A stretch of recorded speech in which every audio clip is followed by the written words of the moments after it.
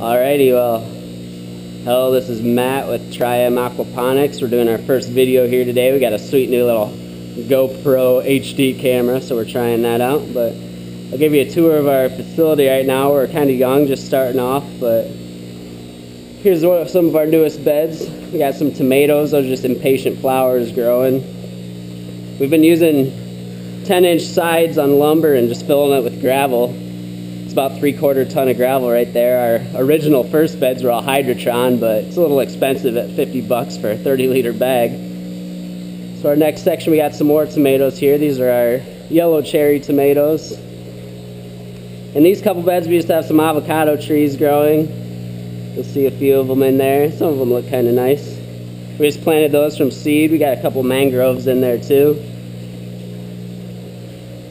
There's our newest bed. We have some cabbage growing in there. These two beds, and this will be our newest bed, our floating system. We haven't really set up yet. But we have about 300 tilapia in here, anywhere from 3 to 5, 6 inches maybe. They're supplying these two beds. We have it pump up to a sump up top. And when that overflows, it'll come down and spray out into these two beds. This one we have the Hydrotron in. We thought since we have it, might as well use it. But here, our lights we're using from High Tech Garden Supply are just an 8-system high output T5 light for most of our vegetative growth plants. Right here we have some tobacco growing. It seems to grow pretty well actually. Nice and fast. Here's some of our yellow tomatoes we've got going on. A few of our baby tilapia in there, but we'll move right along here.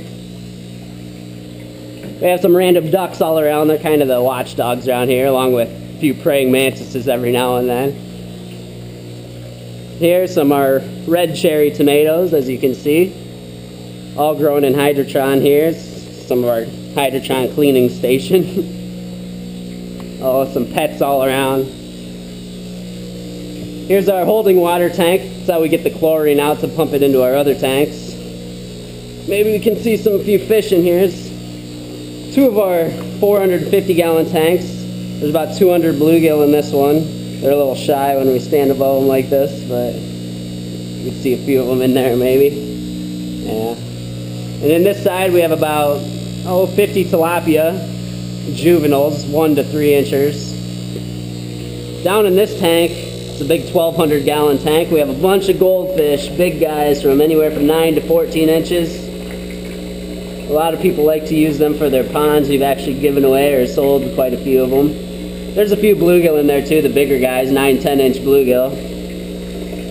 But they're a little shy too. The goldfish aren't very shy, as you can see.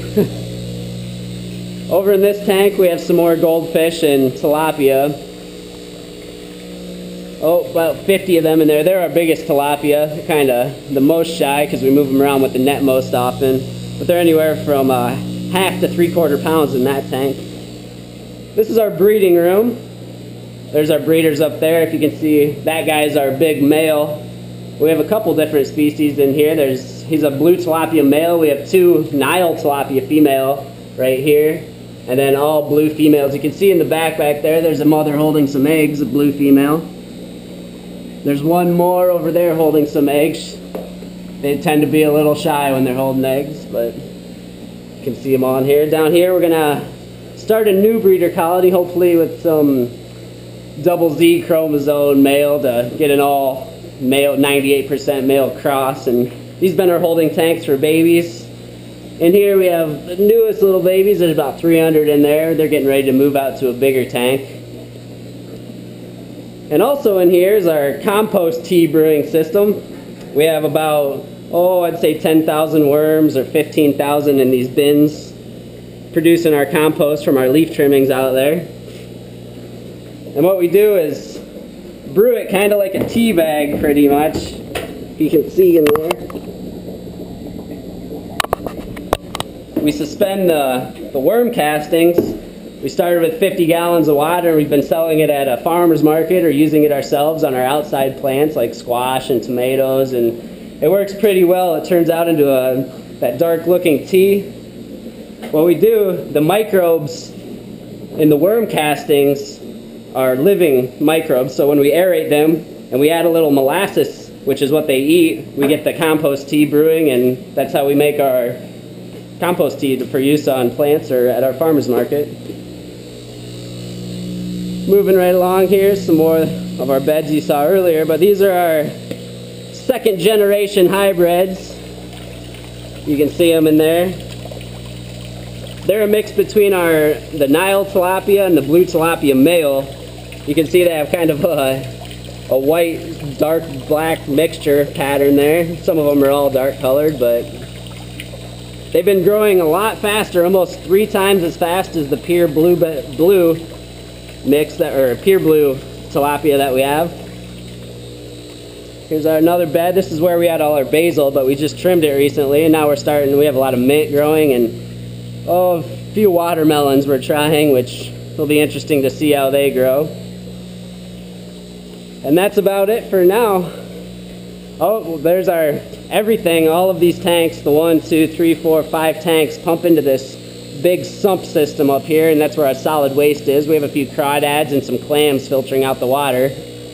And about every 3 or 4 hours, the water from this tank goes up to there, floods all of these beds that you see in this area, and then goes all back into this green tank with the newest babies. And that's on a float timer, and that'll pump up over to our goldfish tank and our bluegill and tilapia. And that float timer will fill up and go back into this tank like it's doing now with our biggest tilapia in it. Then it'll all start over about every so often.